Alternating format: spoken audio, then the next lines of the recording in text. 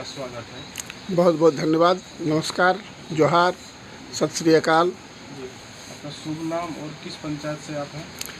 मेरा नाम हुआ उपेंद्र प्रसाद राय जी, और सारवा ब्लॉक के अंदर जिया खड़ा ग्राम पंचायत में मैं अभी वर्तमान में मुखिया का प्रत्याशी हूँ। जी, तो किस मुद्दे को लेकर जनता के बीच आप लोग जा रहे हैं? मुद्दे तो विकास के ही मुद्दे प्रमुख रूप से हैं और विकास के मुद्दे के साथ जो सामाजिक मुद्दे हैं, जो व्यक्तिगत जो परेशानियां हैं लोगों को, उसको दूर करने की बातें हैं और समाज के अंदर में, परिवार के अंदर में जो ज़मीन संबंधी या दूसरी बातों को ले करके विवाद होता है और मामला थाना, पुलिस, कोर्ट, कचहरी तक पहुंचता है, उसके समाधान की बातें हैं। इन तमाम चीज़ों को लेकर हम लोग गए हैं। आज जो मूलभूत आवश्यकताएं हैं क्षेत्र की, बिजली, पानी, पेयजल, सड़क, शिक्षा, स्वास्थ्य, कृषि के लिए सिंचाई, किसानों को सुविधा पहुंचाना, ये सारी बातें जो मूलभूत आवश्यकताएं हैं समाज की, लोगों की, उसमें जो सुधार संभव है उसको करने के ख्याल से हम चुनाव के मैदान में आए हुए हैं। जी, तो आप वर्तमान में मुखिया भी हैं? नहीं, वर्तमान में मैं मुखिया नहीं हूँ।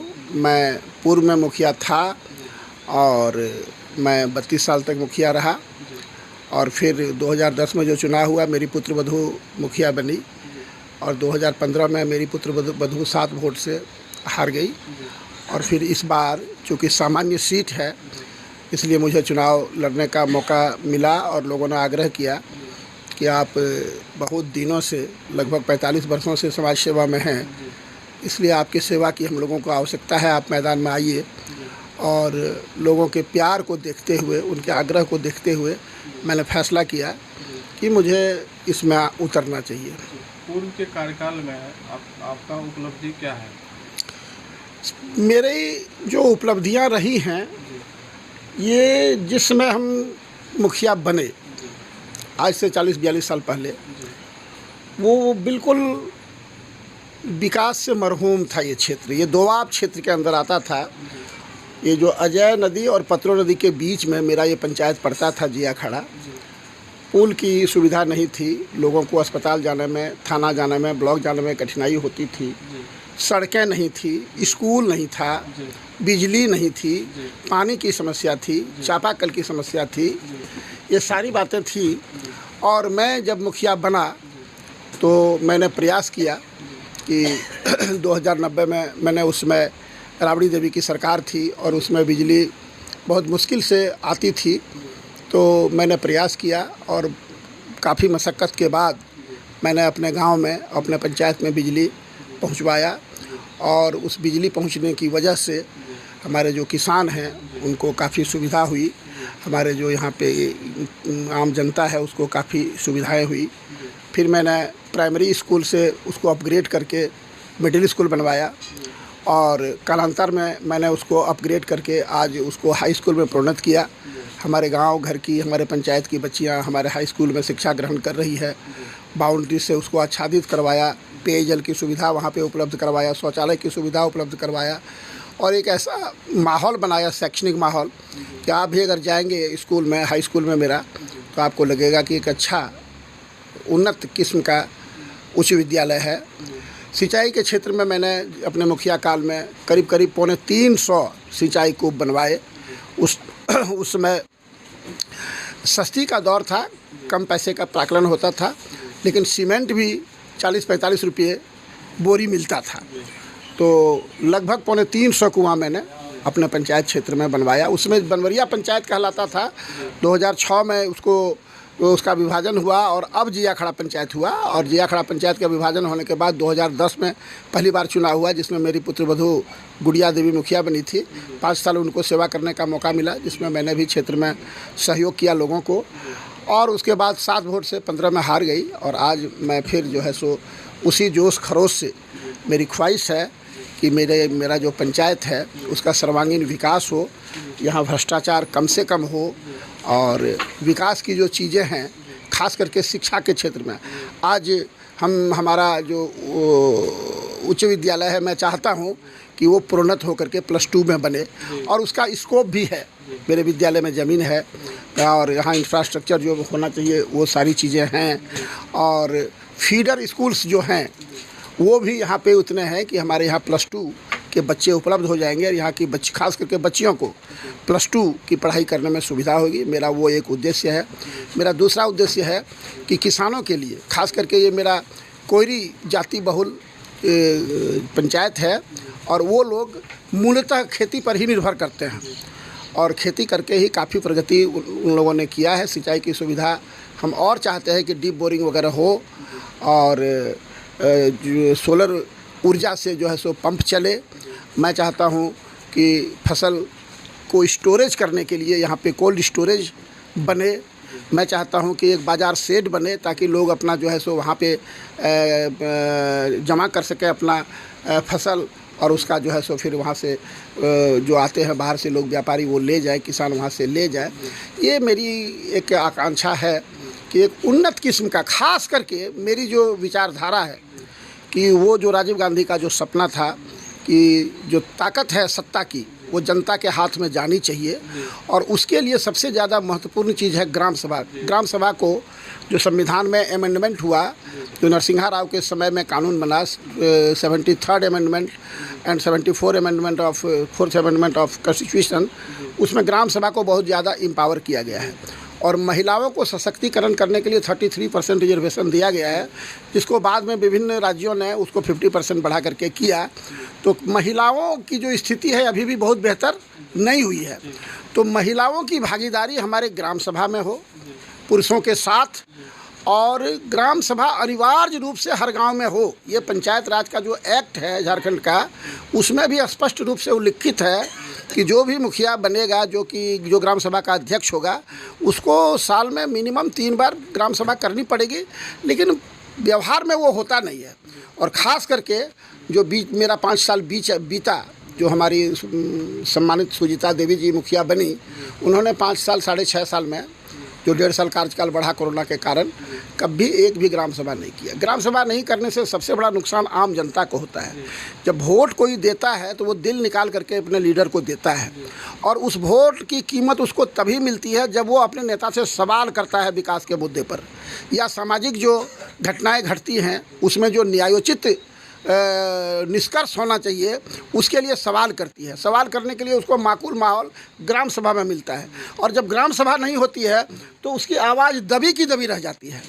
तो मेरी पहली कोशिश होगी, जो ग्राम सभा को यहाँ पे निरस्त कर दिया गया है व्यवहारिक दृष्टिकोण से, वो सिर्फ कागज़ में है। सरकार की नज़र में लगता है कि ग्राम सभा हुई, लेकिन एक्चुअली ग्राम सभा होती नहीं है, और जब तक ग्राम सभा होगी नहीं तब तक पंचायत मजबूत होगा नहीं। वहाँ पे मुखिया से सवाल किया जाता है, वहाँ पे योजनाएं बनती हैं, वहाँ पे समस्याएं आती हैं, और सब मिलजुल करके उन समस्याओं का समाधान भी निकालते हैं, और वही मूल आधार होता है विकास का। जो भी पैसा पंचायत के अंदर में आता है, 15वां वित्त से हो या और दूसरे मद से हो, मनरेगा के माध्यम से काम करवाने की बात हो या और दूसरे माध्यम से हो, जो पंचायत के स्तर से संभव है वो ग्राम सभा की सलाह पे मुखिया खुद करते हैं, और जो नहीं होता है उसका प्रस्ताव जो ग्राम सभा में आता है वो जो है सो अग्रसारित किया जाता है BDO के पास, DC के पास, और सरकार के विभिन्न विभागों में, और उससे उसका समाधान होता है।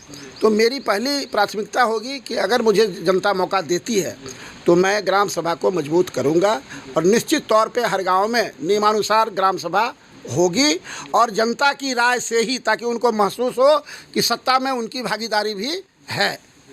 अब वर्तमान मुखिया जी का कार्यकाल कैसा रहा? वर्तमान मुखिया जी का कार्यकाल, सम्मानित सुजाता देवी जी थी, लेकिन उन्होंने पंचायत पर ध्यान ही नहीं दिया। उन्होंने फ्री छोड़ दिया, न कोई पंचायत के अंदर में डिसिप्लिन रहा, न करप्शन पर कोई अंकुश हुआ, और न योग्य पात्रों का चयन हुआ, और न विकास में भागीदारी के लिए कभी ग्राम सभा हुई। इसलिए मेरा पंचायत का जो सबसे दुर्भाग्यपूर्ण काल जो रहा, सो ये 6.5 साल का जो समय है वो दुर्भाग्यपूर्ण समय रहा, और जनता इस बात को महसूस कर रही है, और इस बार जनता मन बना चुकी है कि परिवर्तन लाना है, और मैं समझता हूँ कि जो प्यार मुझे अभी तक मिल रहा है, मुझे जनता भारी मतों से जिताएगी। अगर आपको जनता फिर से मौका दे तो आप प्रथम प्राथमिकता में क्या कार्य सबसे पहली प्राथमिकता मेरी होगी ग्राम सभा बुलाना। जी हर गांव में जी मैं जीतने के बाद, शपथ ग्रहण करने के बाद जब मुझे ताकत मिलेगी, जनता के माध्यम से सरकार मुझे ताकत देगी, तो मैं सबसे पहले घर गांव में ग्राम सभा करके लोगों से उनकी समस्याओं के बारे में पूछूंगा। दूसरी बात कि उसका समाधान क्या होगा उससे सलाह मशविरा करूंगा। तीसरी बात कि योजनाओं का एक आउटलाइन, एक रूपरेखा, एक प्लानिंग हम बनाएंगे वहाँ पे गांव में बैठ करके। गांव के लोगों को पता है कि कहाँ पे पुल बनना चाहिए, पुलिया बनना चाहिए, कहाँ पे स्कूल बनना चाहिए, कहाँ पे सभा भवन बनना चाहिए, कहाँ के बिजली की कमी है, कहाँ ट्रांसफार्मर नहीं है, किसको पेंशन नहीं मिला है, किसको आवास नहीं मिला है, किसको बकरी सेट नहीं मिला है, किसके यहाँ बागवानी का स्कोप है और बागवानी वो उसको नहीं, उसका स्वीकृत हो पा रहा है। ये सारी चीज़ें मैं जनता से रूबरू होकर के बात करूँगा। और दूसरी बात कि उससे भी ज़्यादा फोकस मेरा रहेगा समाज सुधार में। समाज में बहुत सारी विकृतियाँ आ गई हैं।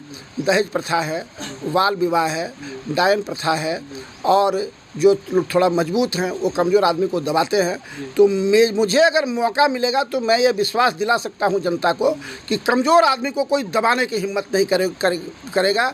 संविधान में जो अधिकार हर व्यक्ति को समानता का अधिकार मिला है, वो अधिकार दिलवाने के लिए मुझे जितना संघर्ष करना पड़ेगा, मुझे जहाँ तक लड़ाई लड़नी पड़ेगी, वो मैं उस गरीब जनता के लिए लड़ूंगा। ये मेरी प्राथमिकताएं होंगी।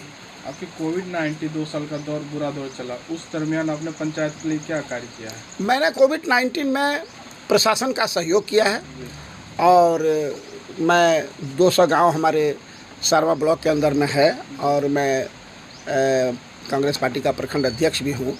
तो उस हैसियत से भी मैं जहाँ भी मुझे मिलता था तो वहाँ पे मैं जाता था, और वो प्रशासन को सूचना दी जाती थी, फिर प्रशासन के सहयोग से उसको जगह पे रखा जाता था, और जो सुविधाएं सरकार से मिलती थी, जो सुरक्षा उसको चाहिए थी, और उस परिवार में जो क्राइसिस हुआ था उसमें जो अनाज का, जो और दूसरी चीज़ों का ज़रूरत होता था, उसको मैंने मिलजुल करके एक टीम बना करके उसको किया है।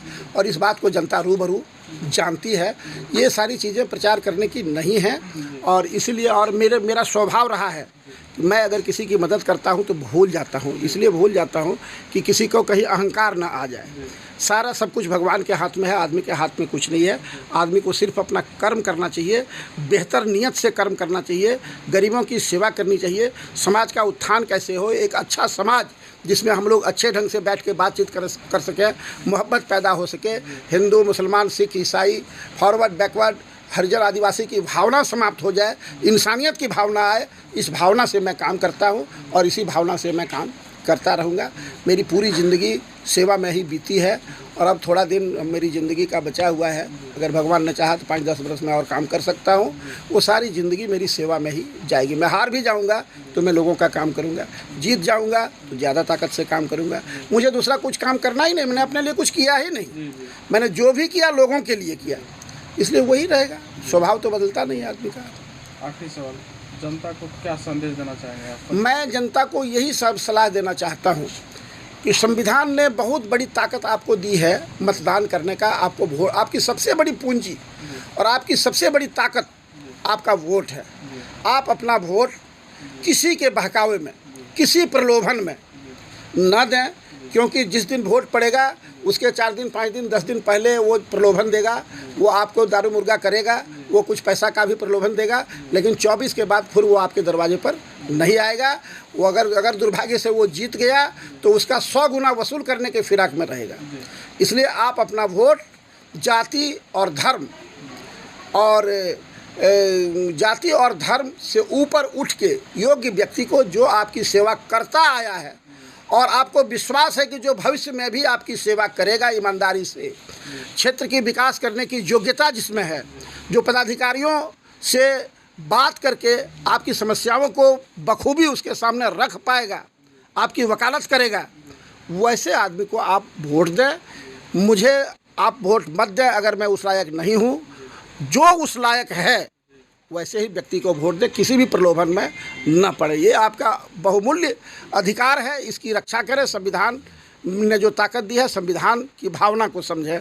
यही मेरा अंतिम निवेदन होगा हाथ जोड़ के सभी लोगों से कि आप अपने वोट का सदुपयोग करें। जाति और धर्म के आधार पर और प्रलोभन के आधार पर आप मतदान न करें। धन्यवाद।